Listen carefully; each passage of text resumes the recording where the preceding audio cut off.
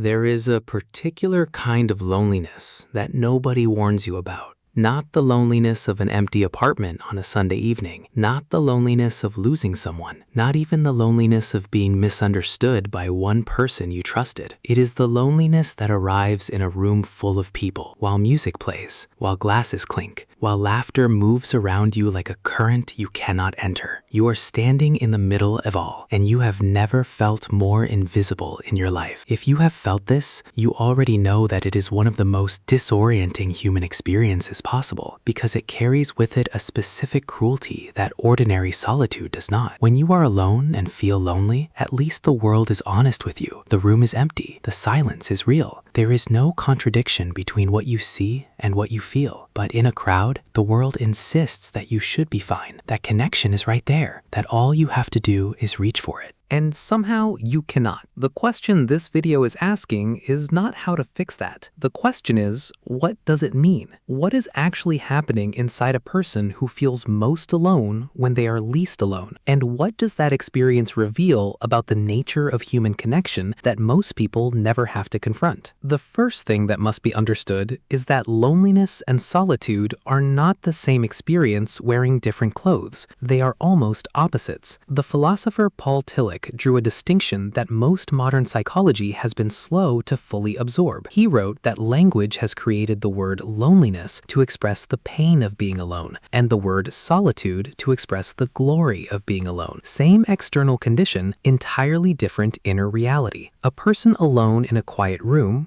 reading, thinking, existing without the pressure of social performance, that person may feel no loneliness whatsoever. They may feel, in fact, a kind of fullness, a completeness, the sense that they are in the right place at the right time. But place that same person in a crowded room, surrounded by conversation, by warmth, by the visible evidence of human connection happening all around them, and something breaks open, because now they are aware of the gap. Not the gap between themselves and other people necessarily, but the gap between what connection is supposed to feel like and what they are actually experiencing in this moment. Loneliness is not the absence of people. Loneliness is the absence of resonance, and you can be surrounded by 100 people and find not a single frequency that matches your own. There is something that happens to certain people the moment they enter a social space, a kind of internal splitting. One part of them enters the room, smiles, responds to questions, laughs at the right moments, performs, with varying degrees of skill, the role of a person who is present. And another part of them stands slightly behind all of this, watching, observing the performance from the inside, aware at every moment of the distance between what they are showing and what they are actually feeling. The psychologist D.W. Winnicott called this the distinction between the true self and the false self. The true self, the spontaneous, unguarded, genuinely feeling core of a person, and the false self, the adaptive, socially constructed persona that learns very early in life how to navigate the world's expectations without exposing the true self to potential rejection. For some people, the false self is barely necessary. Social situations feel natural. Connection happens without architecture. But for others, and particularly for those who grew up in environments where authentic expression was met with dismissal or ridicule or simply incomprehension, the false self becomes the primary mode of public existence. And this is where the crowd becomes a specific kind of torture, because the crowd does not want your true self. The crowd wants a version of you that is easy to receive, agreeable, uncomplicated, legible, and so you give it that. And the effort of giving it that, while simultaneously being aware that you are giving it that, is exhausting in a way that is almost impossible to explain to someone who has never experienced it. You come home from a party feeling not refreshed by human contact, but hollowed out, not because people were unkind, but because no one saw you, and you are standing right there the entire time. Here is what most people who have not experienced this kind of loneliness find genuinely difficult to understand. For certain people, being alone is not a consolation prize for failed socialization. It is a return to integrity. When there is no one else in the room, the performance ends. The false self can rest. The gap between inner experience and outer expression closes or disappears entirely. You do not have to translate yourself for anyone. You do not have to decide how much of what you actually think is safe to say.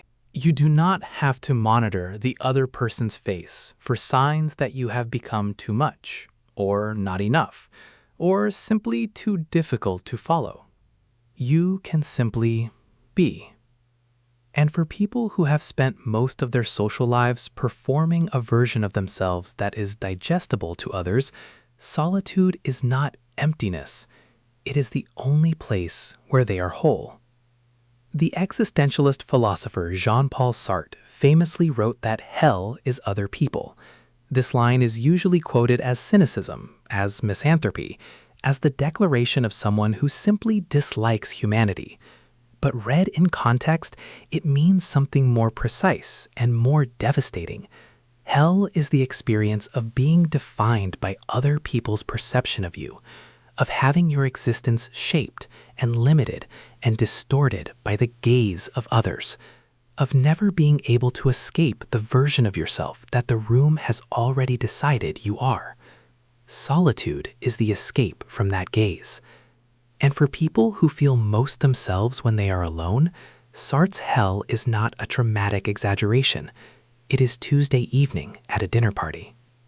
There is a temptation when examining this experience to frame it as a problem to be solved, to say, these people need better social skills or more compatible friends, or perhaps therapy to address whatever early wound created this pattern of disconnection. And some of that may be true. But there is another reading, a more philosophical one. The loneliness that arrives in a crowd is in many cases not evidence of a broken person. It is evidence of a person with an unusually high threshold for what they will accept as genuine connection. The writer Anais Nin said something that cuts directly to this. Each friend represents a world in us, a world possibly not born until they arrive. Some people feel the absence of that world acutely. They can be in a room of 50 people and feel with complete clarity that none of those worlds are being opened, that the conversation is happening at a level of surface that they cannot, with a great deal of effort, pretend to find sufficient. This is not arrogance. It is a specific kind of sensitivity, to depth, to authenticity, to the particular quality of attention that makes another person feel real to you, rather than simply present. And that sensitivity, while it makes certain social situations almost unbearable, is also the very thing that makes genuine connection, when it finally happens, feel like arriving somewhere you have been looking for your entire life. The crowd is not the enemy. The crowd simply cannot offer what this person is actually looking for. And knowing the difference between the loneliness that signals something is wrong and the loneliness that signals something is rare is perhaps the most important distinction a person with this experience can learn to make. There is a kind of person who has made peace with this, who has stopped apologizing for leaving parties early, who has stopped pretending that small talk nourishes them the way it seems to nourish others, who has stopped measuring their own social experience against a standard that was never designed with them in mind. They have learned that the loneliness they feel in crowds is not a verdict on their worth as a human being. It is simply information about what they need, about what they value, about the particular quality of presence that makes them feel for once that the distance between their inner world and the outer one has closed. They are waiting, not desperately, but patiently, for the room where that happens. And they have learned that it is better to wait in honest solitude than to dissolve into a crowd that will never quite know what it is standing next to. The ancient Stoics had a practice they called turning inward, the deliberate withdrawal of attention from the external world and its noise in order to hear something quieter and more reliable.